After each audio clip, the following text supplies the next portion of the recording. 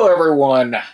First up, before I start with the Miguel De La Cruz unboxing review, I want to show you, this came in today. This is the new premium Arkham Horror Chaos token and bag. I got this not for the tokens because I actually use the Arbits tokens. If you ever check them out, look at Arbits with Miles. Awesome, awesome tokens. Very, very pricey tokens though. This cost me $37, which I think is very pricey also for what it is. But the reason I want to show this off is it comes packaged just like this. I really do like this bag, and it's tapered. That's the main reason I wanted to get it tapered to flat base, so you can go in and it's kind of hard to see whatever. As far as like what's in it, these are basically really cheaply made tokens. Clear acrylic on one side, as you can see, and then they just kind of glued this to the bottom. I was hoping for something a little bit better, but it's the same tokens that are used for the cardboard. But as you can see, they're just that. So $37 is pretty high for these. I might just give these away. Let me know in the comments if you want me to add this as a thing to give away. But I really, just like I said, got this because I want to keep this bag. I like this bag. Let's get started with the review of Miguel's stats. Miguel is a survivor. He is a rancher.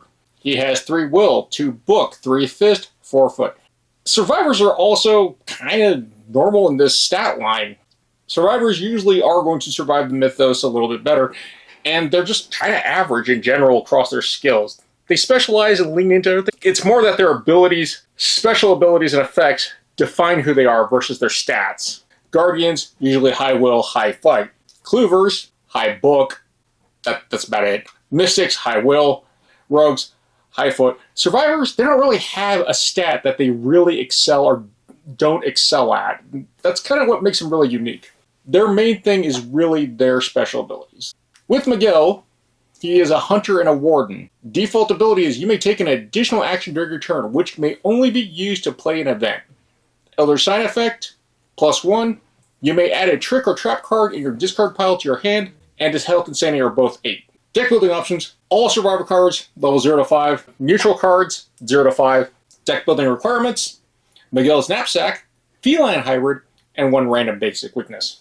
Here we have Miguel's knapsack. It is his signature asset.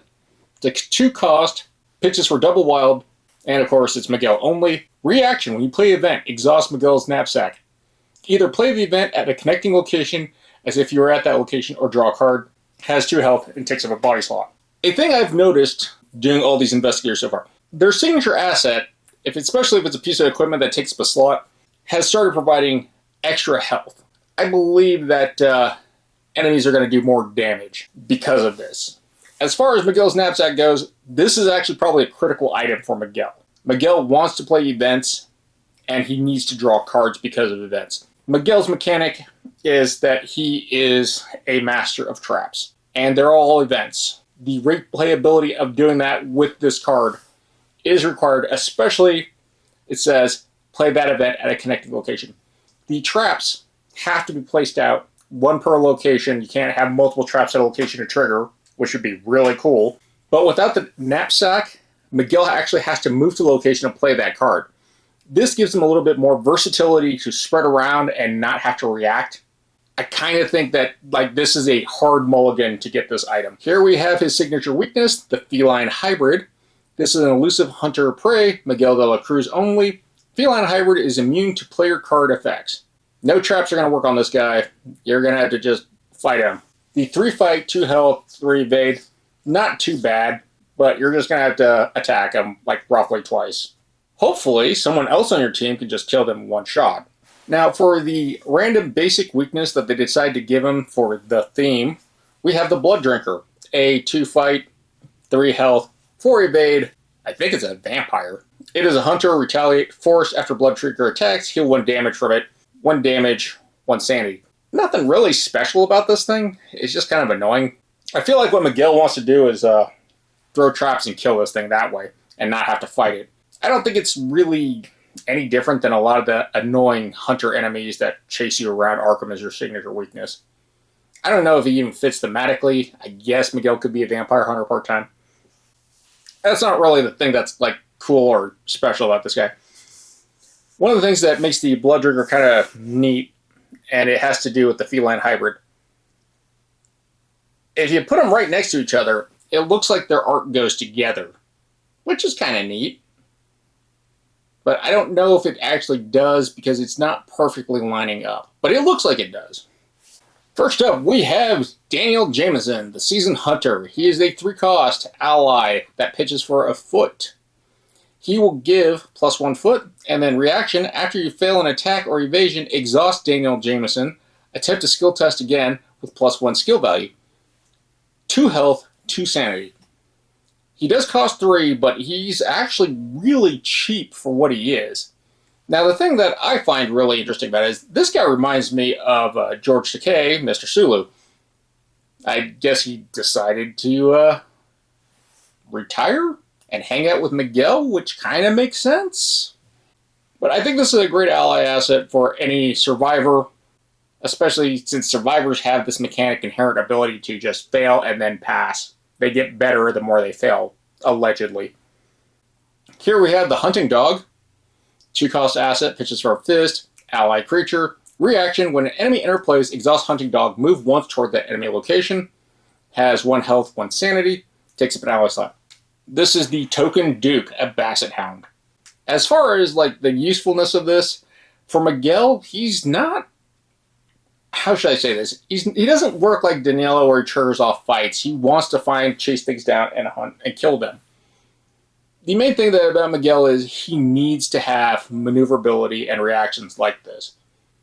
The fact that Hunting Dog takes up an ally slot kind of sucks because Daniel Jameson's actually better. There's a lot better allies that could be used than the Hunting Dog. But Miguel needs the mobility, and Hunting Dog definitely helps that. This is Loner, a 2-cost asset, pitches for a will, limit 1 per investigator. Fast action during your turn, exhaust Loner, move to an empty connecting location. I feel like this card is another card that's required for Miguel to work properly. He is going to be off on his own, kind of scouting, setting up traps, and plotting things out. That extra free mobility to get him to run around and basically kind of set up a spider's web, it will definitely help him accelerate at setting up for whatever's coming into play. Here we have Old Compass, 2-cost asset, pitches for a book. It is item tool, action, investigate with book. Your location gets -1 shroud for this investigation. If you fail, you may exhaust Old Compass to attempt this skill test again. Takes up a hand slot. This is a pretty good clue-finding card for most seekers. Even in Miguel's case, his base book of 2, this makes it the location at least 1 down. So a 3 is a 2 is a 1. Depending on how many there are in the scenario, it can be really helpful. It does allow you to attempt the test again, which, like Daniel, will trigger on that reaction. So it kind of helps. I don't think it's that great Miguel. I don't think Miguel's really going to try to go for the side hustle of cloovering. I also don't think he's a dedicated fighter. He has a weird support role. There's other cards that prove that he's better for actually helping support by not getting clues. This is Pocket Knife, 2-cost asset, pitches for a foot, item tool, weapon, melee. Action, fight with fist or foot.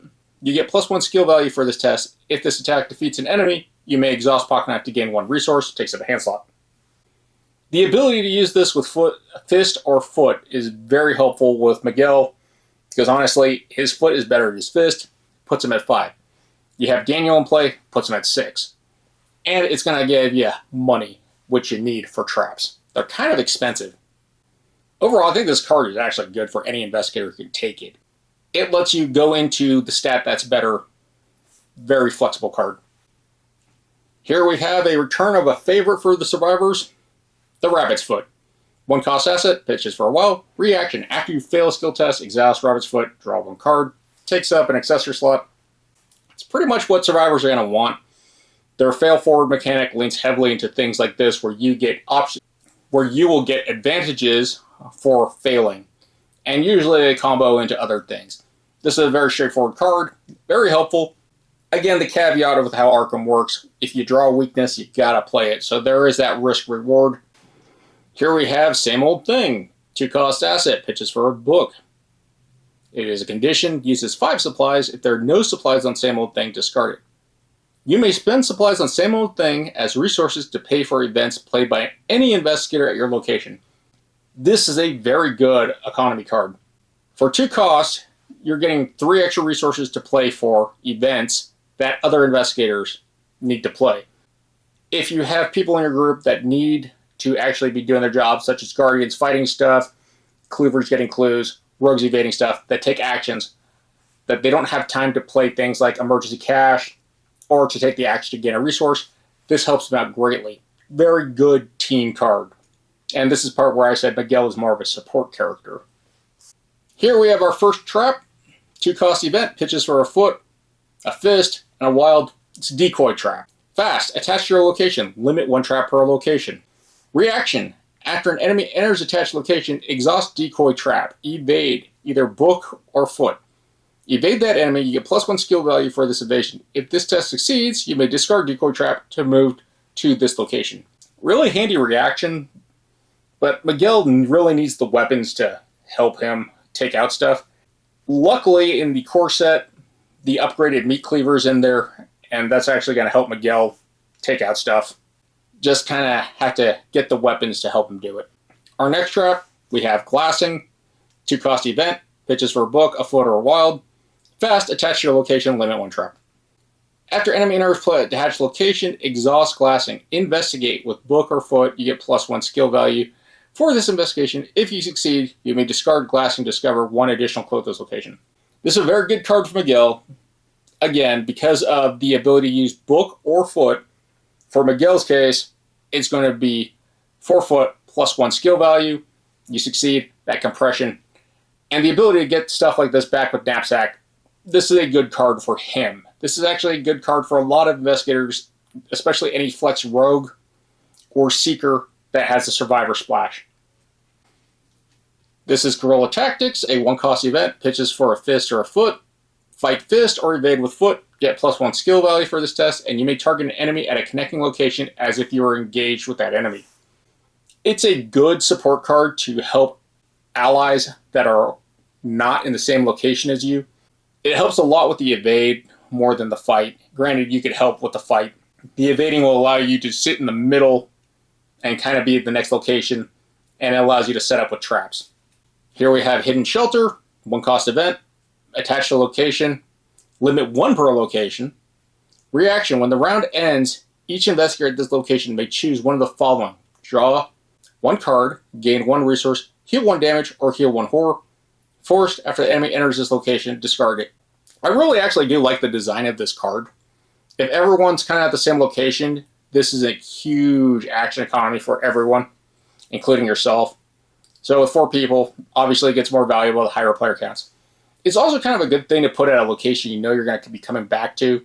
And with Miguel's ability to kind of run around all over the place with free movement, it's not too bad for him to place it, move away, and come back to get the bonuses. It allows you to also set in the middle of your trap nest. I think this is actually a really good card for him. I think this is a good card for any investigator, really. And it's a huge team support card. I like the idea of this type of card. I hope to see more of these in the future design. I think this is a good start. This is Lie in Wait, 2-cost event, pitches for a brain, a fist, and a wild. It is a trap. Reaction, after an enemy enters this location, exhaust Lie in Wait, fight with fist or foot. Again, very flexible. Fight that enemy, you get +1 skill value for this attack. You may discard Lie in Wait for this attack to deal +1 damage. This is actually a really cool thing to have lying around because this is a reusable trap. Thematically, it doesn't really make sense because your lying in wait means you'd be at the same location. This is just an ambush that triggers. He couldn't see me. I like this card. It just thematically doesn't make sense. But I think this is one of the better traps for Miguel. This is Stalk Prey, 1-cost event, pitches for a book or a foot. Search the top 9 cards of the encounter deck for an enemy. Draw it, shuffle the encounter deck, then draw 1 card and discover 1 clue at your location. If the enemy is not at your location, you may move once toward its location. It's pretty much a free clue and card draw. Very efficient card. Only problem is you really got to have the weapons and stuff set up to actually take advantage of this. Do or Die. It's a skill that pitches for a brain, a book, or a foot. It's a fortune card. If this skill test is successful, choose a survivor, asset, or event in your discard pile and add it to your hand. Survivors historically have had very strong recursion. This is a very good card for that. Especially recursion can be very broken. Miguel's traps, most of the time, they get expended. This allows you to get away with a lot of jank things, especially with a lot of Chapter 1 cards. We have On the Brink, pitches for a wild, max 1 committed skill test. If this test fails, return each other card committed to this test to its owner's hand. I don't really know if I like this card that much. It fits with how survivors want to do it, and if they had things that triggered with other things, it helps, but you want to fail tests, and it's just, do you have the right stuff to pitch to get the advantage of it? I don't know. If you're playing with the Chapter 2 card pool, it seems really small. If you're playing with the Chapter 1 card pool included, there's probably a lot of skills or other cards that you'd want to pitch with this to fail to get an advantage. I just can't think of any off the top of my head. This is our first upgrade card, Extra Rations, 2-cost asset, pitches for a wild, item supply, uses 4 supplies. If there are no supplies on Extra Rations, discard it. Fast, spend 1 supply and exhaust Extra Rations, heal 1 damage from your investigator or an ally asset you control. This is a cool card. It doesn't take up a slot, so that's actually really cool. It allows your allies to stay and play longer. Here we have Field Dressing, 2-cost event, pitches for a brain, costs 1 XP. Fast, play after a creature or monster enemy or location is defeated. Heal up to 3 damage from among investigators and or ally assets at your location.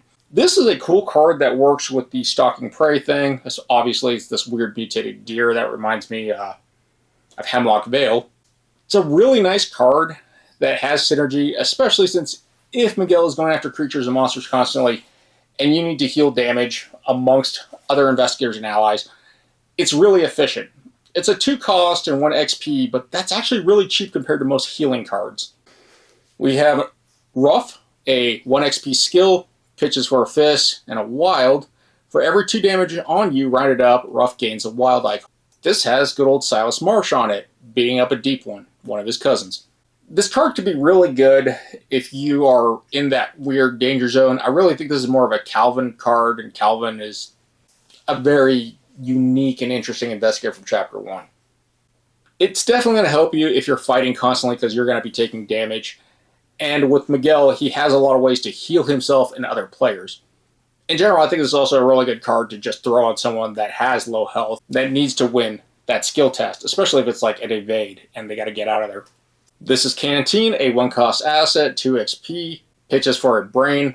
It uses 3 supplies. As a fast action, spend 1 supply to exhaust Canteen, heal 2 horror, takes up an accessory slot. Really efficient at healing. Healing cards in general are usually 1 action for 1 thing. This is 1 for 2. It doesn't cost a lot. Depending on your party composition too, health and sanity are the 2 things you always have to worry about. I don't think this is a bad card. Again, I think Miguel's role is running around and supporting the rest of the team.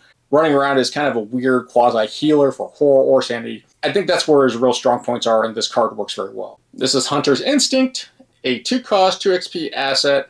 Pitches for a fist, a foot, and wild. Talent, limit 1 per investigator, uses 3 supplies. Reaction, after you engage an enemy, spend 1 supply and exhaust Hunter's Instinct. Add a level 0 to 2 event from your discard pile back to your hand.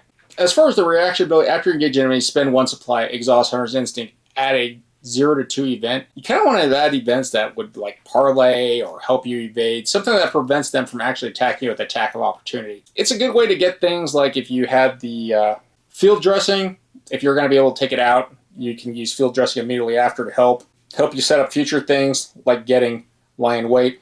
Might actually be really good with hidden shelter. If you kill, get hidden shelter back, place it on the location, you can kind of get some extra utility out of that location. Here's our first weapon in the Miguel deck. Yeah, it's kind of weird. It's a 2 XP, 3-cost asset that pitches for a fist or a foot. It's the Winchester Model 52. This is a 22 target rifle. It's an extremely accurate rifle from what I understand. I don't own one, but the stories of like the king of 22s or something. It uses 2 ammo, doesn't have a lot. As an action, spend 1 ammo, fight. You get +3 fist and deal +1 damage for his attack. Very good. The other action is discard the Model 52, fight, you get +3 fists for this attack. If you succeed, automatically evade the target enemy. It takes up 2 hand slots. This is a good weapon. It's odd that it's a 22 and it does this much damage, but it is a very good weapon. It is a little pricey, but it also fits the Survivor's themes of their weapons not having a lot of ammo. But you basically get 3 attacks out of this. Here we have upgraded Guerrilla Tactics, level 2, costs 2 XP, 1 cost to play, pitches for a foot, fist, and a wild. Differences from the level 0, it gains the wild icon. It's still a fight with fist or evade with foot. You get +2 skill value now for this test, and you may target an enemy at a connecting location as if you're engaged with that enemy. If you succeed, deal 1 damage to that enemy. Very good for getting that extra push to help Guardians. Again, it fits Miguel's support role more than anything else. And for 2 XP and a 1 cost, this is definitely a good card for him. This is Respite, a 2 XP, 1 cost event, pitches for double wild. It's a spirit card. Play only if there are no enemies at your location. Choose up to 3 level 0 events and or skill cards in your discard pile, shuffle them to your deck, and draw 1 card. This is a very strong card, and it works very well with Miguel. Getting back all those events and skills that you're using to help support the team, strong. This is strong in any investigator that actually wants those cards back. My only gripe about it is the art is really goofy and kind of weird. Something about the face seems very off. It's also 2 XP, it's very cheap, great card. Here's a level 2 rope trap, costs 2 XP, pitches for a foot or a book, attach your location, limit 1 trap at attached location. Reaction, when an enemy enters the attached location, exhaust rope trap, deal 1 damage to the enemy, reveal a random token from the chaos bag. If it's a skull or autofill token is revealed, discard rope trap. It is a reusable trap that can trigger multiple times. If you can bait enemies and get them running back and forth, I think this is a good card. It is some luck dependent depending on the scenario, how many skulls are in the bag. But 2 for 2, it's not terrible, and especially with Miguel's recursion abilities, I like it. Putting it away from you, getting things baited in, it works very well with his design philosophy. Here we have upgraded level-headed, 2 cost, 3 XP, pitches for a will, a foot, and a wild. It's a starting card, and you can spend 1 resource as a fast action and get +1 wood for the skill test, +2 instead if it's for a test on a scenario card. Good for treasuries. Anything in the Mythos deck, really. Fast action, spend 1 resource, get +1 foot for the skill test, +2 if this test on a scenario card. Again, enemies, they're scenario cards. It can start, I think they're good. They might be a little pricey. Honestly, if you have the upgraded version of level-headed or any of the starting cards, you only need 1 of them. It's a guaranteed draw. Here we have Longbow, 3 cost asset for 3 XP, pitches for a fist, a foot, and a wild. It's a ranged weapon, obviously. Uses 1 arrow. Action, spend 1 arrow. Fight with foot. You get +2 and deal +2 damage with this attack. This attack ignores the aloof keyword. And as an action, replenish 1 arrow on Longbow. This is probably his best weapon that he has access to from his own deck. The 2-hand slot's kind of rough. He's coming in and doing his basically hit-and-run tactics. You run in, hopefully, or you come in to finish something off. It reminds me a lot of the old Forgotten Age Ancient Bow. It works very similar. And for 3 XP, 3 cost, it's a pretty good weapon. This is Makeshift Bomb, 3 cost asset, 3 XP, pitches for a fist, a foot, and a wild. It's a trap, attached to your location, limit 1 trap to attached location. Reaction, after an enemy or investigator enters attached location, discard Makeshift Bomb, deal 3 damage to each enemy investigator at that location. Very similar to the Guardian's old Chapter 1 card, Dynamite. This allows you to plot a little bit better. If you understand how the enemies spawn out of scenario or what would actually cause them to react, this is very strong. It does kind of suck because it does target investigators. Everything's going to take the 3 damage, but it can actually be very helpful because, again, Miguel has a lot of utilitarian stuff that heals allies and other investigators. It might be worth blowing it up at a location, especially if things spawn in and it gets too hectic. It might be better to deal 3 damage to the other investigators just to take out 3 to 4 enemies. Timely Intervention, level 3, pitches for 3 wilds, max 1 committed per skill test. You may commit Timely Intervention from your hand after revealing Chaos Token during the skill test you're performing. This is pretty much lucky. It is the upgraded version from the Chapter 2 core, and it pretty much does the same thing. The only difference really is the 3 wilds. Yeah, it's just an alternate form of lucky. I don't really despise or hate this card for being a reprint of an ability. It works very similar. It's very useful. Lucky is a very strong card. This is basically like, oh, I'm 2 under or 3 under, whatever. This will help you pass it. What do I think of Miguel De La Cruz? He is probably the most interesting survivor I've seen in a while. He's trying to use the trick and trap stuff a lot. His ability requires him to kind of run around, set up things, and be a little bit more thoughtful in your play style. He is not truly a fighter because his fight stats aren't anywhere as good as his foot. And it doesn't sound like a lot, but that 1 point difference between foot and fist can mean a whole difference in winning in fights. Having a high foot value for him isn't too bad either. Being able to evade something, run off, and hope it runs to your location with a trap to help you trigger to take it out is very thematic. You just have to know the scenario, set up the pace. My only caveat is that the limits of traps, I get if he stacked like 5 traps at a location, everything would die. But he seems to be a character that requires more thought of setting up and taking things down. Lying in wait, he is an ambusher. That is what he does. If he had access to things that allowed him, besides guerrilla tactics, I'm talking about things like the sniper scope or long range scope that allow you to just shoot from an adjacent location attack, he'd be incredibly powerful. As far as his cloovering abilities, I would not really bother with it. Even with the old compass, it's not enough to push him through that threshold. His main focus really is to run around, set up traps, and he's going to be away from the main group. But along the way, he's scouting, he's leaving things that can help the group, such as hidden shelter. He takes a little bit more thought. He's not going to get the glory. Support people never get the glory. Just ask anyone that worked support in the military. He is an important character for a group. He's a good flex investigator, mainly going to be focusing on helping by healing and management. The extra ping damage he gets away with stuff, the extra clues he may or may not get, really do help to overall as a team player. As far as playing solo, I don't think he's really that great solo. He's going to be hard to do stuff. That 2 book just makes it kind of hurt. The trap cards, they are costly. I don't know if there's enough cards in here to actually make up for the cost. A merchant cache definitely needs to be in his deck. I was expecting there would be more resource gaining cards. He does have same old thing, which will help him out, but he really needs a little bit more on the action economy for resources. I think he's a fun investigator. I just don't know if he's really that strong. As a support player, he's very strong, but as a dedicated fighter or clover, he definitely does not fit the role. That has been my review of Miguel De La Cruz and his investigator deck. Now, all the Chapter 2 investigators have been done. I got to start doing the playtesting heavily with these guys to see how good they are. I'm going to implement the Chapter 2 cards and then see what Chapter 1 cards work with them. If you guys are interested in the future of me actually doing deck tech and talking about like all the cards that work well with the Chapter 2 investigators, let me know in the comments and I'll start actually trying to work on that. Still doing the 2026 giveaway. Like I pointed out earlier, I'm pretty sure I'm going to give away these Chaos tokens. I'm going to keep the bag, but you can have the tokens. I'm going to add those 50th subscriber milestones. I am giving away a set of Chapter 1 investigators. When I hit a 500 subscriber milestone, there'll be one of the prizes available to be picked. All you got to do is check out my giveaway videos for details on how to enter and win. Thank you for watching. Take care of yourselves, and GG's.